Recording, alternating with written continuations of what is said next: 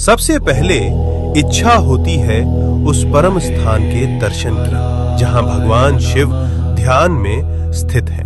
कैलाश पर्वत उनका परम आसन।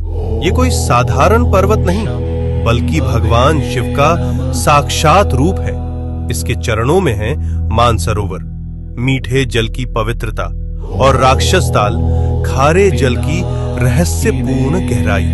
इतने पास फिर भी एक मीठा एक खारा, जैसे भगवान शिव के भीतर संतुलित दो स्वरूप। अब हम पहुंचते हैं उस तपोभूमि पर जहां भगवान शिव और माता पार्वती ने विवाह के बाद ध्यान लगाया।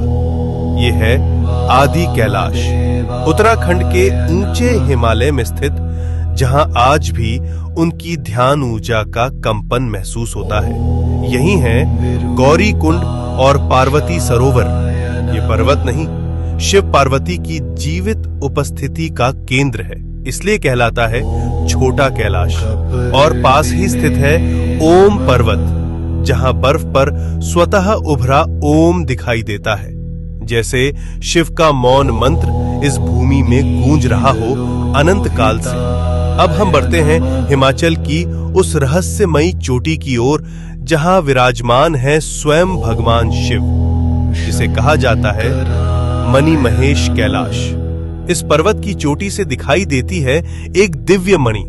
मान्यता है जब भगवान शिव प्रसन्न होते हैं तो ये मणि दिव्य तेज प्रकट करती है, जो भक्तों के जीवन में भर देती है एक दिव्य प्रकाश।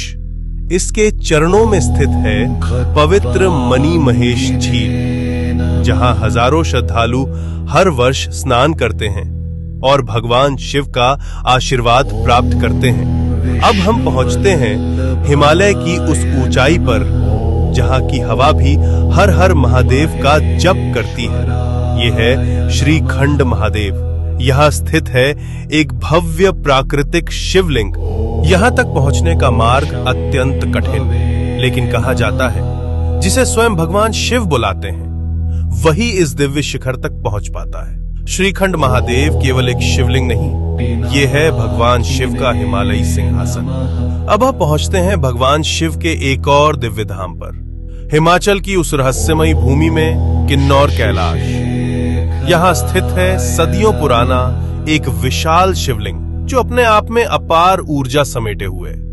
और कहा जाता है यात्रा के दौरान कई भक्तों को ब्रह्म कमल के दर्शन भी हुए हैं।